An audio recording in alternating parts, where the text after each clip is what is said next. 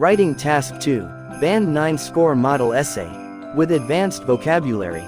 Question. Should a city try to preserve its old, historic buildings or destroy them and replace them with modern buildings? What is your viewpoint on this issue? Use specific reasons and examples to support your opinion. You should write at least 250 words.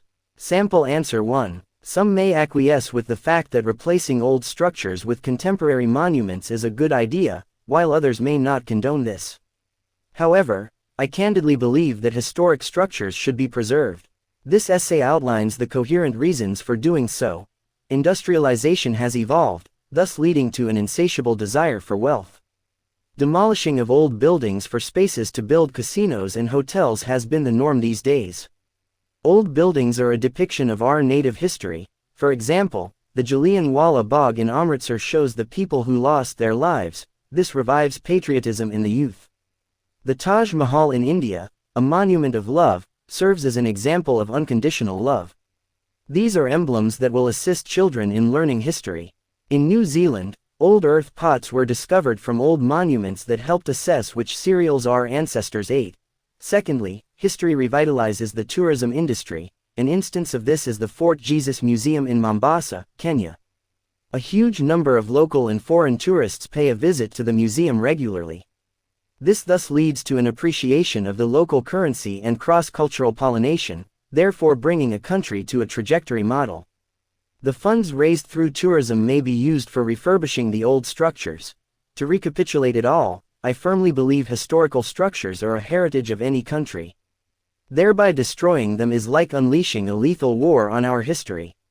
An example is better than a precept, and history can, therefore, be taught by the use of old monuments. Model answer 2. Some people think that old, historic buildings are of no need for the city and they should be destroyed and replaced with modern ones. However, other people believe that historic buildings must be preserved in order to know and remember our past. For several reasons that I will mention below, I agree with those people who want to preserve old, historical buildings. First of all, by preserving historical buildings we pass our history to our future generations. I think that our children should know their history, learn from it and respect it. People need to know their traditions and customs, which are priceless and irreplaceable. Our history is our knowledge and power. In my opinion, we need to preserve and restore historical buildings. By destroying them we show our disrespect to our forefathers and their traditions. Second of all, by preserving historical buildings, a city can attract many travelers. Welcoming tourists, a city can get many benefits, including money, which can be spent on preserving historical buildings as well as on improving roads and facilities. Every city has its own tradition and history, which is reflected through the art and creation of the building mostly. Destroying those heritage sites means destroying the old value and history. Also, many tourists mean a lot of new business opportunities. Another important aspect of this is that businessmen will be willing to build new recreational centers, hotels, movie theaters, and shopping centers to make a city more attractive to travelers. In addition to those practical benefits, many people will have the opportunity to get a job. All this is good for the economy of the city. To sum up, I believe that preserving old, historical buildings can bring only benefits to a city and all humankind. Model answer 3. Modernization has resulted in the rapid expansion of cities, which has left their heritage and culture behind. Day by day, new commercial complexes and other buildings are coming up in the place of older buildings. Sometimes historically significant buildings have been demolished to build new structures. This has stirred up an interesting debate on whether the historic buildings should become the prey of modernization or not. Firstly, conserving historical buildings is a means of transferring the ancestral legacy to future generations. These are a great means for our children to learn about our culture and heritage. Also, such monuments often give insight into our ancestors' lifestyle.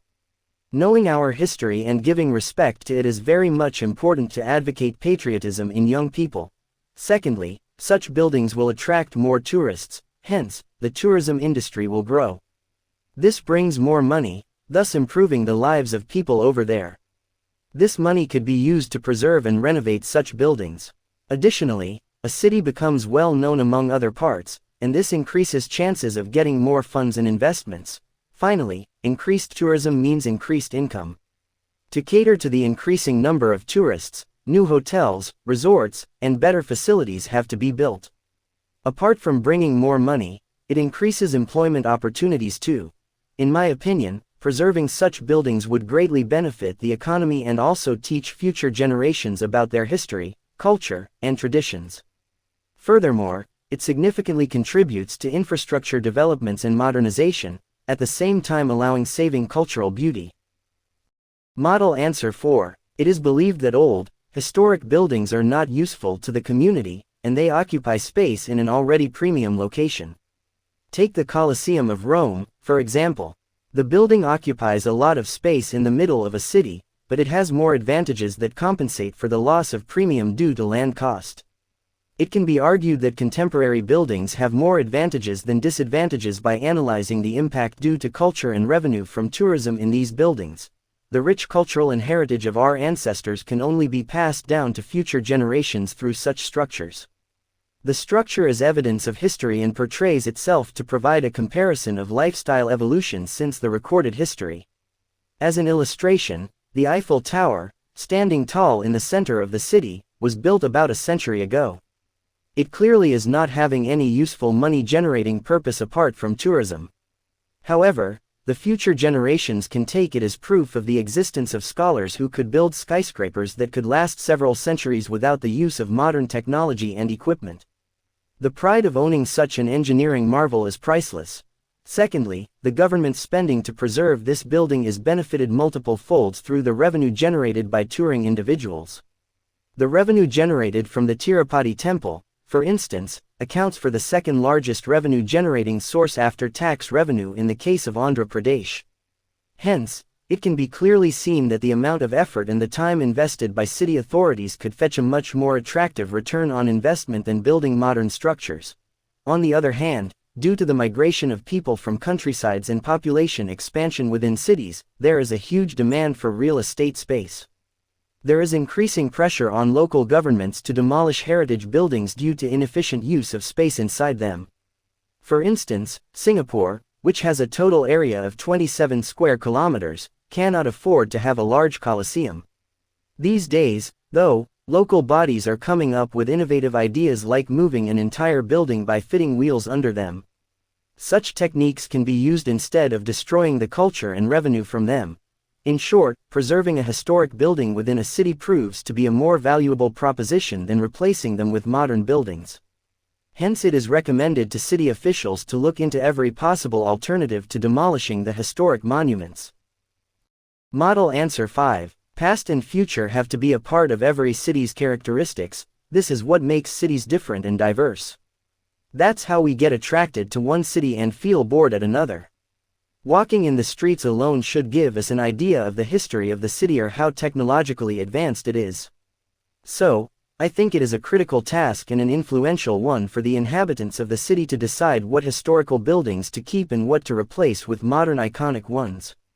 This balance can keep the soul of a city and still hold a place on the race of development. On another hand, I think it is crucial to keep a significant amount of any city's historical buildings, as it teaches people about their past and how they actually developed. It grows a sense of loyalty and patriotism, it increases the feeling of ownership and, in return, preservation. In general, these impacts positively affect society and on the message any visitor leaves with after a visit. Here comes the end of how the city of Munich in Germany rebuilt, and still most of the historical buildings destroyed during World War II. It is an accurate imitation of the original destroyed building using archived photos and old blueprints. This shows how significant history is to their culture and way of life. In brief, it's not the buildings that are preserved, it's the history, the stories behind those buildings, and the people who spent parts of their lives on those buildings. Preserving all this will never happen unless there are still remains of their presence and those buildings stand as a witness and a living proof of this existence. If you like the video, please do like, share, subscribe to my YouTube channel and share this video with your friends. Press the bell icon to get more updates. Thanks for watching.